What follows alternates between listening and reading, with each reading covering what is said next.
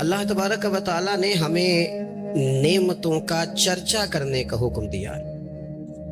فرمایا وَأَمَّا بِنِعْمَةِ رَبِّكَ فَحَدِّثْ، اپنے رب کی نعمتوں کا چرچا کرو، نعمتوں کا اظہار کرو۔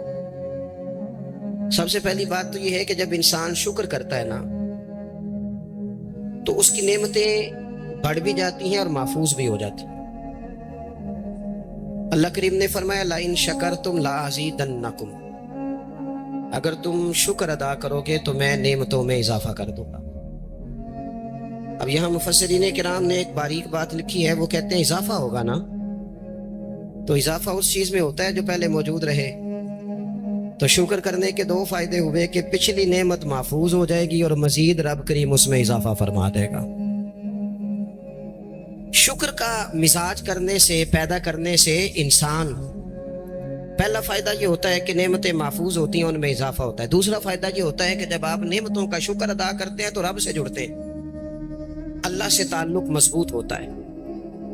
نعمتیں چونکہ رب کریم دیتا ہے، اور جب بندے اپنے مالک کا شکریہ ادا کرتے ہیں تو گویا وہ اپنے رب کی بارگاہ کے اندر عرض کرتے ہیں کہ مالک تو نے بڑی کرم نوازیاں فرما دی۔ تو اللہ کی بارگاہ کے قریب ہونے کا ایک ذریعہ شکر بھی ہے۔ تیسری بات، نعمتوں کا ذکر انسان کو سکون دیتا ہے۔ نعمتوں پر شکر کرنے سے انسان کا دل ٹھنڈا ہوتا ہے۔ جب ہم شکریہ ادا نہیں نہ کرتے تو پھر ظاہر ہے ہم خواہشات کرتے ہیں، میرے پاس یہ نہیں ہے، میرے پاس وہ نہیں ہے، مجھے فلاں چیز مل جاتی تو کیا ہی اچھا ہوتا، دیکھو فلاں کے پاس فلاں چیز ہے میرے پاس نہیں۔ یہ جتنی بھی چیزیں ہیں نا یہ بے چینی پیدا کرتی، ان باتوں سے انسان کی طبیعت میں تلخیاں پیدا ہوتی ہیں۔ یہ چیزیں اس کے لیے ہمیشہ تکلیف کا سامان ہوتی ہیں، چونکہ وہ بار بار جب یہ کہتا جاتا ہے تو مزاج شکوے والا بن جاتا ہے۔ شکوہ ہمیشہ تکلیف دیتا ہے اور شکر ہمیشہ سکون دیتا ہے۔ کوئی جتنے زیادہ شکوے کرے گا اتنا زیادہ الجھ جائے گا، اور جتنا زیادہ شکریہ ادا کرے گا اتنا زیادہ مطمئن ہوتا جائے گا۔ اس لیے نبی پاک صلی اللہ تعالیٰ علیہ وسلم نے فرمایا مومن ہر حال میں خیر میں ہے۔ یا رسول اللہ کس طرح؟ فرمایا مصیبت آئے تو صبر کر کے رب سے اجر لے لیتا ہے، اور نعمت ملے تو شکر کر کے اپنے رب سے اجر لے لیتا ہے۔ نعمتوں کا شکر بڑا ضروری کام ہے۔ اچھا، ہم نعمتوں کا شکر چونکہ ادا نہیں کرتے الا ماشاء اللہ، تو پھر معاشرے میں ماحول اس طرح کا پیدا ہوتا ہے کہ ہم جہاں ہم ہوتے ہیں وہ جگہ ہمیں سکون والی نہیں لگتی، اور جہاں کوئی اور ہوتا ہے وہ ہمیں بڑا اچھا لگتا ہے۔ کیوں کہ مزاج شکر والا نہیں، طبیعت شکوے والی ہے۔ او بھائی، جہاں میں بیٹھا ہوں، جس جگہ آپ سیٹ پر بیٹھتے ہیں، جس شعبے سے آپ کا تعلق ہے، جس جگہ آپ ڈیوٹی کرتے ہیں، یہ ہم اپنی مرضی سے تھوڑی بیٹھے، یہ تو اللہ رسول کے بٹھائے بیٹھے۔ تو جو جگہ اللہ رسول نے میرے لیے پسند کیا ہے مجھے بھی تو پسند ہونی چاہیے نا۔ میں اکثر کہتا ہوں کہ جو خاندان رب نے چاہا اس میں مجھے پیدا کیا نا۔ بندے کی چوائس تو نہیں نہ ہوتی کہ یا اللہ مجھے فلانے قبیلے میں پیدا کر دے، خالص عطیہ الہی ہے نا۔ تو جو دادا جی اللہ نے میرے لیے پسند کیے ہیں مجھے خود بھی تو ان کو پسند کرنا چاہیے نا۔ جو چاچا جان، جو ماموں جان، جو ننیال ددیال والے اللہ نے میرے لیے پسند کیا، کس بات کا شکوہ کہ میرے فلانے رشتہ دار ٹھیک نہیں تو فلانے ٹھیک نہیں تو فلانا غلط ہے؟ یہ تو طبیعت کو بے چین کرنے والی بات۔ وہ بھائی رب کریم نے جو میرے لیے چاہا، میں اپنے دوستوں سے ایک بات اکثر کرتا ہوں، میں کہتا ہوں کہ زندگی میں سکون لینا ہے تو اپنی سوچ اس طرح کی بناؤ۔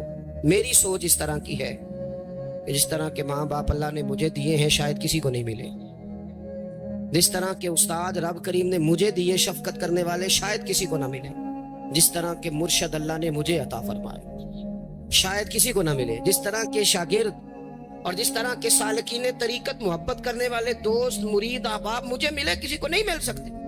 آپ اپنی زندگی میں یہ مزاج پیدا کریں گے، چیزیں شکر لاتی ہیں زندگی میں، یہ شکر لاتی ہیں۔ اللہ کی جتنی بھی نعمتیں ہیں، جتنی بھی نعمتیں، دیکھیں نا حضرت سعدی شیرازی کوئی جوتا اٹھا کے لے گیا تھا مسجد سے، تو جوتا اٹھانے والے تو اٹھا ہی لیتے ہیں، اور موبائل لے جانے والے بھی موبائل ہے، لیکن موبائل لے کے جا سکتے ہیں، تعلقات نہیں لے کے جا سکتے۔ موبائل لے کے جا سکتے ہیں، آپ کی آواز چھین کے نہیں لے جا سکتے۔ وہ غلط فہمی کا شکار ہوتے ہیں کہ ایک چیز ہم نے لے لی، بھائی بہت ساری چیزیں آپ کی رسائی نہیں ہے، آپ جا ہی نہیں سکتے وہاں تک۔ بھائی حضرت سعدی شیرازی کا نا کوئی جوتا اٹھا کے لے گیا، مسجد سے, تو آپ کا خادم کہنے لگا بڑھائی بھائی کوئی نلائق آدمی ہے جو حضرت شیخ کا جوتا اٹھا کے لے گیا. تو حضرت ہنس پڑے, کہنے لگے جوتا ہی لے گیا نا, کہیں پیر تو نہیں نہ لے کے گیا. پیر سلامت ہے تو اللہ تعالیٰ جوتا اور بھی عطا کرے گا. ہم نا یہ مزاج پیدا کر لیں تو زندگی میں شکر آ جائے, ٹھہراؤ آ جائے, سکون آ جائے. اللہ کی جتنی نعمتیں ہمارے پاس ہیں کبھی ایک ایک پہ غور کرو. صرف دانت میں درد ہو جائے تو سارا وجود تکلیف میں, صرف آنکھیں اگر تھوڑی اذیت میں آ جائے تو سارا وجود تکلیف میں. ایک بخار ہی چڑھ جاتا ہے, بچوں کو بھی بندہ قریب نہیں آنے دیتا, کوئی چیز اچھی نہیں لگتی. آپ کے پاس صحت ہے تو سب کچھ ہے, گھر, بچے, صحت, تندرستی. اور دنیا کی سب سے بڑی نعمت یہ ہے کہ رب صحت دے تو سجدے کی توفیق بھی دے, اللہ تعالیٰ شعور دے تو پھر مسجد آنے کا موقع بھی دے. یہ بہت بڑی مالک کی توفیق ہے میرے عزیز. یہ ساری نعمتیں ہیں. اور صحیح بخاری میں موجود ہے کہ رسول پاک علیہ السلام بھی اللہ کی نعمت ہے. لقد من اللہ علی المؤمنین اذ بعث فیہم رسولا. رب فرماتا ہے مومنو میں نے تمہارے اوپر احسان کیا ہے,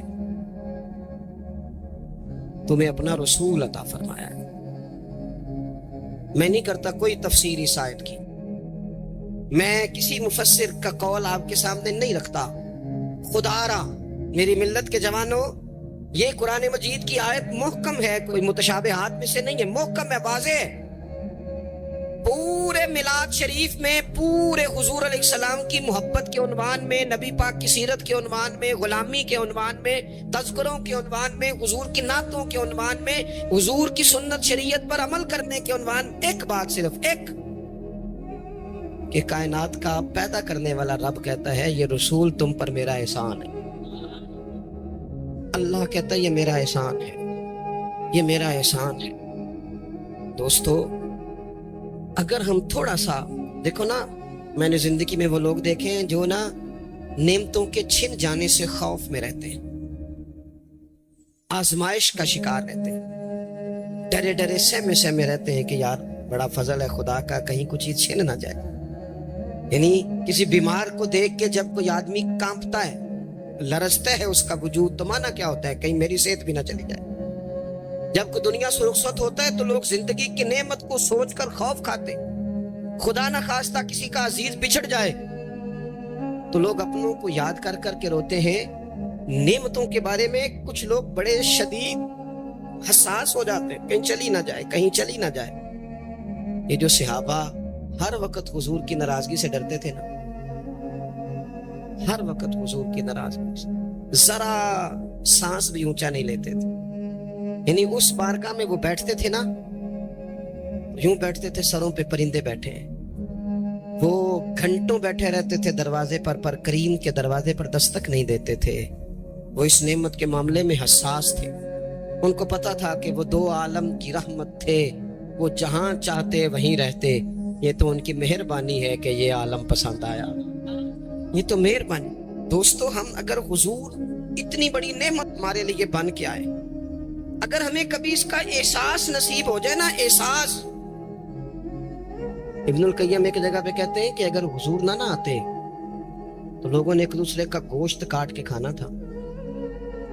دنیا جس ڈگر پہ چلی گئی تھی نا, کتنا کچھ سخت ہوگا وہ شخص جو بیٹی کو پہلے مارتا ہی نہیں, ایک ہے مار کے دفن کر دینا, لیکن زندہ بیٹی کو یعنی زندہ بیٹی کو, میری ایک بیٹی ہے, سارے گھر والے کوئی بات کہیں تو میں ٹال سکتا ہوں. ان کی ماں کبھی کبھی کہتی ہے کہ وہ پتہ لگے گا نا جدو تھی دی گل موڑو گے. تو میں نے کوئی پی ایچ ڈی تو نہیں کی بیٹیوں کے حقوق پہ, میں کوئی اس پر ایم فل کا مقالہ تو نہیں لے کے آیا, میں نے کوئی ریسرچ تو نہیں کی کہ بیٹی سے پیار کرنا چاہیے, میں نے کوئی دیکھا تو نہیں کلیجہ پھاڑ کے کہ بیٹی کے دل میں میرے لیے پیار کتنا, یہ دیکھا تو نہیں. لیکن یہ اتنا پیار کہاں سے آیا؟ یہ جو بیٹی کے جانے کا, حالانکہ بیٹی نے جانا ہوتا ہے, یہ بیٹی کے جانے کا تصور کر کے لوگ رو پڑتے ہیں, جو زندگی لگا دیتے ہیں کہ میری بیٹی خوشحال رہے, اس کے گھر میں رونق رہے, اس کی طرف سے ٹھنڈی ہوا آئے. تو یہ وہی لوگ ہیں, یہ وہی انسان ہیں, یہ وہی زمین ہے جس زمین پر لوگ بیٹی کو مارتے بھی نہیں تھے, زندہ بچی پیدا ہونے والی گڑھا کھود کے اس میں رکھ کے مٹی ڈال دیتے تھے, زندہ بیٹیاں دفن کر دیتے تھے. रब कहता है मैंने एहसान किया तुम पे, मैंने एहसान किया। क्या? मैंने तुम्हें अपना रसूल दिया। लक़द मन्नल्लाहु अलल मुमिनीना इज़ बअसा फ़ीहिम रसूला, मैंने तुम्हें रसूल दिया। उस रसूल ने ना तुम्हें करके दिखाया कि बेटी के साथ क्या करना है। जब भी सैयदा फातिमा आई, हुजूर उठ के खड़े हो गए, बेटी का माथा चूमा, अपनी जगह पे बिठाया, एजाज दिया, करम किया। किसी काफर की बेटी भी आ गई तो रसूल करीम ने चादर उतार के बेटी के सर को ढांप दिया। रसूल पाक के घर में बहन आ गई, रजाई बहन, तो महबूब ने सारी अज़वाज से कहा जो जो तुम्हारे घरों में इकट्ठा करके ले आओ, जो जो है लाओ सारा इकट्ठा करके, इसलिए कि मेरी बहन आई है। फिर मेरे करीब ने फरमाया अगर तू कहे तो तेरे लिए मदीने में घर ना बना दूं, तो यहीं रह जाना, यहीं रह जा। तो हजरत शीमा अर्ज करने लगी नहीं हुजूर मैंने वापस जाना है। फरमाया जाओ। अर्ज करने लगी बड़ी सख्त जंग करके मेरे कबीले को गिरफ्तार किया गया है, सख्त जंगजू हैं, उन्होंने बड़ी लड़ाई की है, बड़ी मुखालफत की है दीन की, लेकिन हुजूर अगर मैं कहूंगी, मैं आपकी रजाई बहन हूं, मैं अगर कहूंगी तो मेरा सारा कबीला छोड़ देंगे। हुजूर ने फरमाया तू कह मैं अभी छोड़ देता हूं। छोड़ दिया तेरा सारा। ये कहां से आई लताफतें, ये हुस्न, ये तवानाई, ये शौक? मालिक कहता है तुम नहीं बदल सकते थे, ये मैंने एहसान किया। मैंने तुम्हें अपना रसूल अता फरमाया, तुम्हें मैंने अपना नबी दिया, उसने तुम्हारा तज़किया कर दिया, तुम्हारा बातन धो डाला, मैल कुचैल उतर गए। कमा अरसलना फीकुम रसूलन मिनकुम यतलू अलैकुम आयातिना व युज़क्कीकुम, उन्होंने कुरान पढ़ पढ़ के तुम्हारा तज़किया कर दिया, बातन धो डाले। ये मोहब्बतें सीना बसीना आ रही हैं। हुजूर ने ऐसा तज़किया किया है कि अब दिलों में शौक और तरह के हैं, दर्द और तरह के हैं, बातें और तरह की।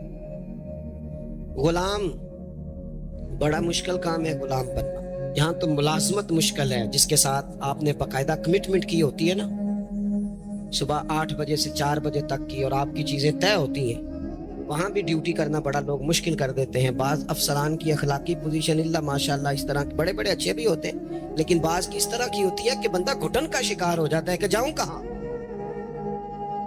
ये तो है सिर्फ आप और आप उसमें बिल्कुल आजाद होते हैं, सवेरे फारिग हो जाए, नहीं आता मैं, ये मेरा रिजाइन रखो, आप फारिग हैं। लेकिन जब लोग गुलाम बनते थे, गुलाम, उन्हें खरीद लिया जाता था, गुलामों को मारा जाता था तो कोई उनका दर्द महसूस नहीं करता था, वो काट डाला जाता था तो कोई दर्द महसूस नहीं करता था। दुर्रे लेकर जितने दिल करता आका मारता को पूछने वाला नहीं था। ये देखो ना हालात बदल गए। सैलाब तो आया यहाँ से 5 घंटे के फासले पर, लेकिन यहाँ मैंने लोगों को रोते देखा, आंखों में आंसू देखे। बेटियों को कहा, बेटियां कहने लगी हमारे जहेज का सामान ले जाओ, दे दो सैलाब वालों। माएँ कहने लगी कि ये बालियां किस काम की हैं, अगर हुजूर की उम्मत के काम ना आई, ले लो, मैंने खैरात की। तड़प गए लोग, वो परदेश काटने वाले, ओवरसीज पाकिस्तान, वहां बैठकर उन्होंने कहा हमारी रुकूम लो, तकसीम करो इन लोगों के बीच। ये दर्द कहां से आया? रब कहता है मैंने एहसान किया है, तुम्हें रसूल अता फरमाया, ये मैंने एहसान किया है, तुम्हारे बातन फेर दिए। कितनी को नेकियां कर सकते हैं हम? हमें तो सोना भी, हमें तो खाना भी, हमें तो सफर भी करना, हमें तो गपशप भी लगानी। और पिछली उम्मतों की उम्रें कितनी हुई? 300 साल, 400 साल, 500 साल, 900 साल, कैसे करते नेकियां, किस तरह पहुंचते। और फिर कमाल देखो, उम्रें थोड़ी, और कुंतुम खैरा उम्मतिन, मिल गई उन सब की इमामत इस उम्मत को। मसलन ये थोड़ी देर देखो ना, कुछ चीजें ऐसी होती हैं जिनसे जरा 1 मिनट के लिए अपने आप को अकेले करके भी देखना चाहिए। अपने, वो किसी ने कहा था बना है शाह का मसाहिब तो फिरे है इतराता, वगरना शहर में गालिब की आबरू क्या है, इसके पल्ले क्या है, इसे पता तो है। जो तो बना है शाह का गालिब तो फिरे है इतराता। और दरवेश ने तर्जुमा ये किया है कि मैं गलियां दा रूड़ा कूड़ा, मैं गलियां दा रूड़ा कूड़ा देखा है कभी किसी ने पलट? ये रूड़ा कूड़ा उन्होंने कह दिया, कभी इस पर गौर करो, बदबू आती है।